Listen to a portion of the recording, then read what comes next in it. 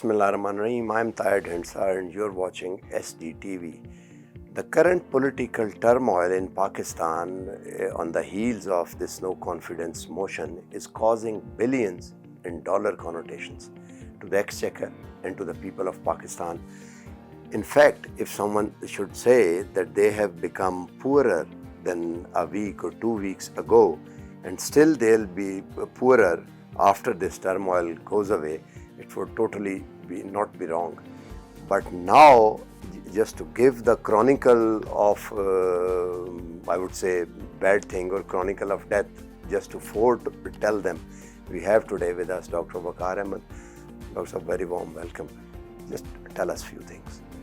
Tahir Sahab, I think you've very rightly pointed out in your beginning that currently, of course, the economy is faced with multifarious crises. But the foremost of these crises is the current account.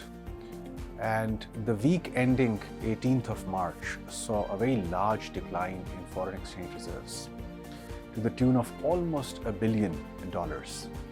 And was it a payment or something? Yes, on account of debt repayment, external liabilities which had to be serviced, but also because travel, schooling abroad, of course, people going for services abroad, these things have also opened up now, requiring, of course, the scarce foreign exchange of foreign currency which is required.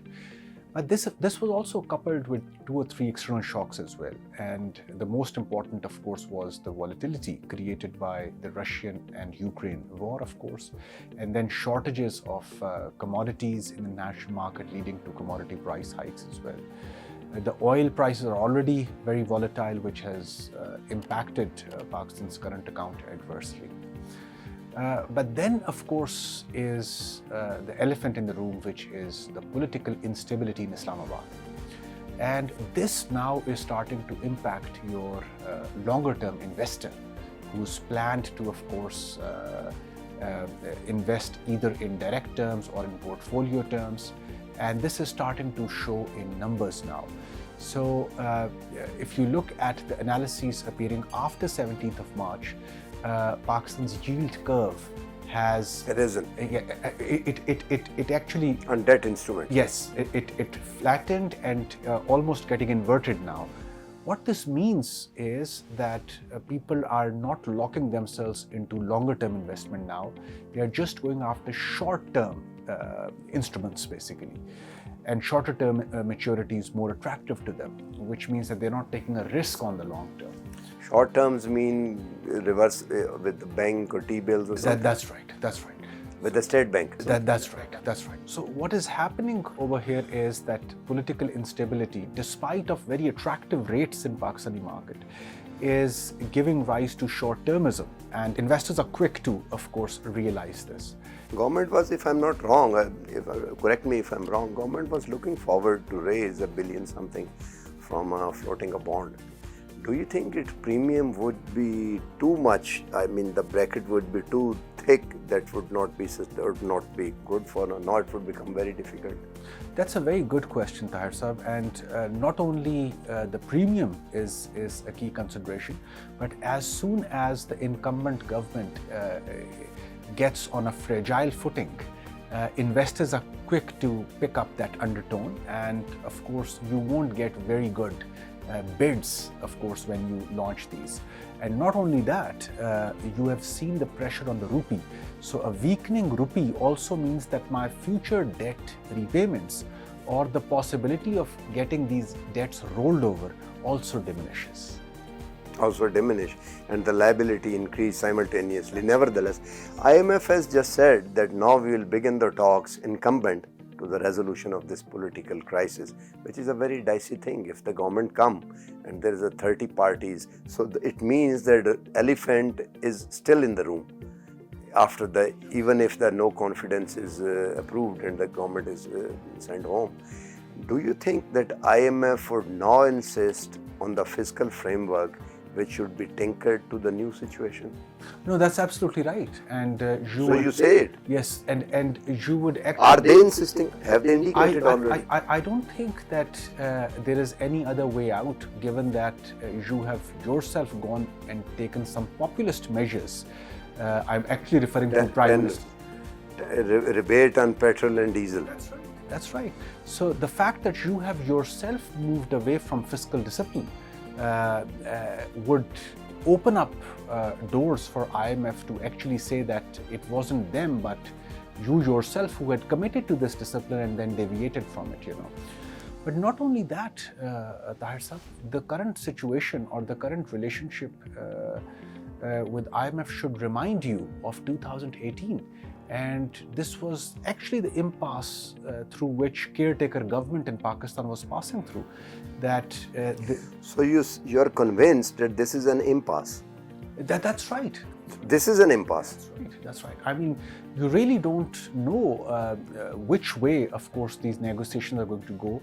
Your populist measures are putting your own sort of fiscal discipline in jeopardy, and this is something which is going to be very difficult even for the current government if it comes out of this political turmoil, which I hope it does. They will be standing on a footing which will be weaker than the first half of the ongoing fiscal year. Fiscally, now this is the last quarter which is come. Budget making, Prime Minister had to see on the 1st of March, Prime Minister was scheduled in a cabinet to go through the review of the figures and all. And I've heard they were looking forward from some massive relief in salaries and all that in the. What do you think? How this budget making exercise will be affected now? I don't think that they have the resources at this point to really go into an expansionary mode and announce a very sort of attractive increase in salaries or pensions. Unfortunately, the burden of even existing salaries and pensions is being sort of funded partially by debt. But having said this, governments in their last year have this tendency to make such announcements, and it could be another disaster when it comes to running high levels of budget deficit, particularly just when we were expecting the inflation to go down, and then you announce budgetary measures which create further inflationary expectations. This in turn could really throw whatever macroeconomic stability you had achieved out of the window. If the fiscal framework is disturbed, that would be the last question on the fiscal side, and we come to the original topic. What measure do you think the IMF could they demand a hike on tariff bills, or they can demand securitization rather than privatization, or what do you think? You see, on the tax side, of course, I think the government has done well. Of course, the price hike has helped.